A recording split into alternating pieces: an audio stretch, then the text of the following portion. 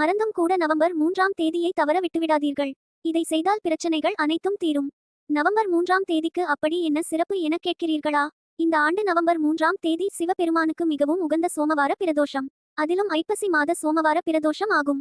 ஐப்பசி பௌர்ணமி அன்னாபிஷேகத்திற்கு முன்வரும் சோமவார பிரதோஷம் என்பதால் இது மிகவும் சிறப்புக்குரிய நாளாக கருதப்படுகிறது. நவம்பர் 3ஆம் தேதி பிரதோஷ வேளையில் ரேவதி நட்சத்திரமும் அமைந்துள்ளது கூடுதல் சிறப்பானதாகும். ரேவதி நட்சத்திரத்தில் செய்யப்படும் வழிபாடுகள் பாவங்கள் துன்பங்களை போக்கி கோடீஸ்வர யோகத்தை தரக்கூடியதாகும்.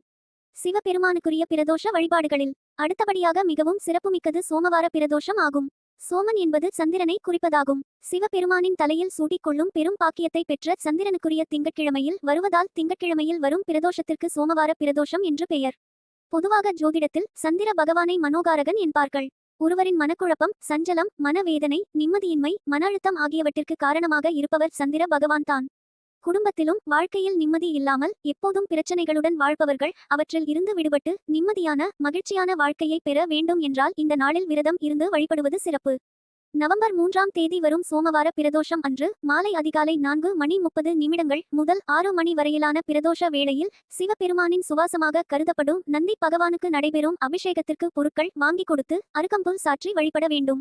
அன்றைய தினம் மெளன விரதம் இருந்து சிவபெருமானை மனதார வழிபட வேண்டும். ஓம் நம சிவாய மந்திரத்தை ஜபித்தபடி இருக்க வேண்டும். மனதார சிவனை வேண்டி பிரதோஷ வேளையில் சிவனிடம் உங்களின் வேண்டுதல்களை சொல்லி முறையிட்டால் அவைகள் விரைவில் நிறைவேறும். துன்பங்கள் அனைத்திலும் இருந்து விடுபட முடியும். சோமவார பிரதோஷத்தன்று செய்யப்படும் சிவ வழிபாடு சிவபெருமானின் மனதை மகிழ வைக்கும் என்பது நம்பிக்கை.